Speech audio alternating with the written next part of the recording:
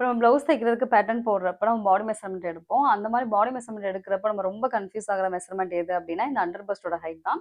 நம்ம வந்து டாட்டோட ஹைட்ன்னு சொல்லுவோம். டாட்டோட ஹைட் வந்துட்டு பாடி மெஷர்மென்ட் எடுக்கிறப்ப கஷ்டமா இருக்கும். ஏன் அப்டின்னா, மத்தவங்களுக்கு எடுக்கிறப்ப அது நமக்கு ரொம்ப ஒரு மாரி இருக்கும். அதே மாரி நமக்கு நம்ம எடுத்தாலுமே கரெக்ட்டா வராது. இப்ப நீங்களே செக் பண்ணி பாருங்க. உங்களோட அண்டர் பஸ்ட்டோட ஹைட் வந்து எவ்வளோ இருக்குன்னு பாருங்க. ஏன்னா, நீங்க அந்த அளவு நீங்க பேட்டர்ன் மேக்கிங்ல போட்டு பண்ணீங்க அப்டின்னா, கண்டிப்பா கரெக்ட்டா வராது. அதனால நம்ம ஸ்டூடண்ட்ஸ்க்கு எல்லாத்துக்குமே வந்துட்டு அண்டர் பஸ்ட்டோட ஹைட் வந்து நீங்க பாடி மெஷர்மென்ட்லேருந்து எடுக்காதீங்க. நான் சொல்ற அளவு வந்து யூஸ் பண்ணுங்க.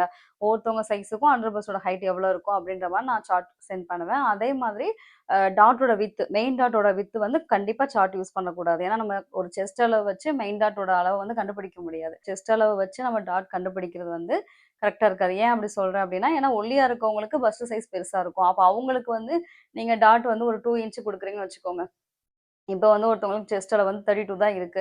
அப்ப அவங்களுக்கு வந்து நீங்க மெயின் டாட்டோட விட்த் வந்து ரொம்ப சின்னதா குடுக்குறீங்க அப்டின்னா, அது வந்து கரெக்ட்டா இருக்காது. ஏன்னா, அவங்களுக்கு வந்து ஹெவி பஸ்ட் இருக்கலாம்.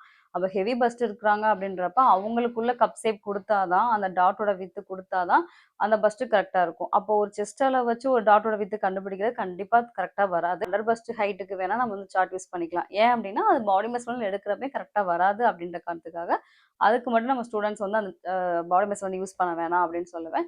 மத்த எல்லாத்துக்கும் மெஷர்மென்ட் எடுத்து யூஸ் பண்ண சொல்லுவேன். இந்த மாரி சின்ன சின்ன டிப்ஸ்லாம் நம்ம ஃபாலோ பண்றப்ப கண்டிப்பா நம்மளால ஒரு ப்ளவுஸ் வந்து பெர்ஃபெக்ட்டா பண்ண முடியும்.